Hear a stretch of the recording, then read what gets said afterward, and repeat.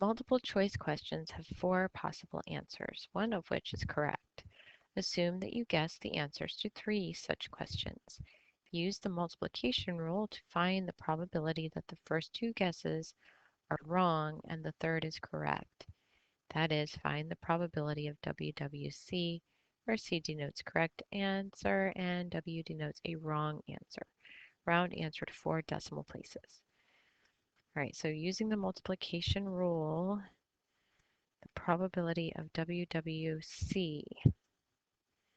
All right, so then the probability of W on the first try, and we can organize these. First trial,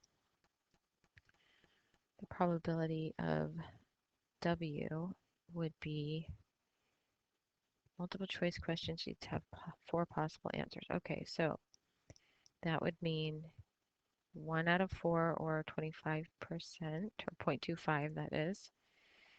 And then the second question, getting W again, given that we already had a correct one on the first, or a wrong one on the first try. So the probability of wrong given wrong. Well, these are multiple choice questions. Getting one wrong doesn't change my probability of getting the next one wrong because it's not without replacement. So it's still going to be 0.25. And on the third question, the probability of correct given that we've had 2 wrongs is still, oh, wait a minute. The probability of wrong out of 4 possible answers, there should be 3 that are wrong. So that should be 0.75%, right? 0.75. That's what I'm trying to say. 3 divided by 4. This should also be 0.75. And then this one should be 0.25 because there's only one correct answer. All right, so now the probability of having all 3 of those things happen will multiply the probability of each event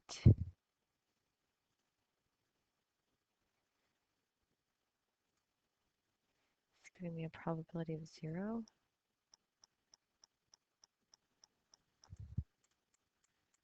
Somehow I had something weird in there. Okay, now 4 decimal places, 0.1406. There we go. Come on, yeah. Let's do, what is the probability of getting exactly 1 correct answer when 3 guesses are made? Okay, now that's a harder question. The probability of 1 correct out of 3 guesses. Now let's use the binomial probability formula since these are trials where you can boil it down to success and failure, wrong and correct. And we have a fixed number of trials. We're going to do 3 questions. The probability of success, well, success is getting a correct in this case. So the probability of a correct is 0.25, 1 out of 4. And that would make the probability of failure 1 minus that, 0.75. And so X could be, out of 3 questions, 0, 1, 2, 3 correct.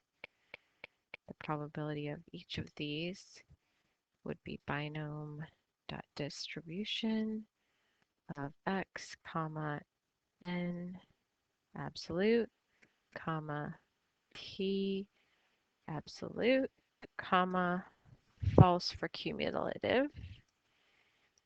All right, so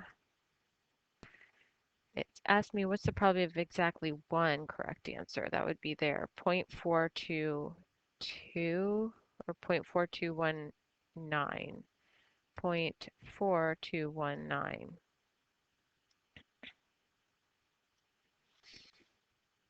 Okay, new version. Well, now they've given us more trials. So now you have 1, 2, 3, 4, 5. So since these are independent trials, I'm going to simplify this and say Let's just have the probability of wrong and the probability of correct. How many choices do we have? 6 possible answers, so then getting one wrong would be 5 out of 6. And getting one correct would be 1 out of 6. That's basically your P of W. Well, that one was fine. P of correct. Okay. Now, if I'm going to get wrong, wrong, wrong, wrong in a row, that's that probability right there to the power of 4. And then just one correct at the end. So the probability of 1, 2, 3, 4 wrongs and 1 correct can be calculated using this probability to the power of 4 times this probability to the power of 1. So that's 0.808, that is 0.38. What is the probability of getting exactly one answer when 5 guesses are made?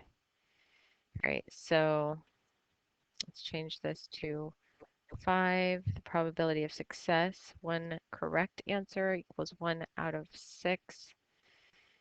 And if I extend this down to 6 possible trials, and copy this down. This has to be a 6. All right, right? 5 guesses. No, I'm making 5 guesses, right? Yeah, so I don't need this last one. Okay, so now, what is the probability of one correct answer?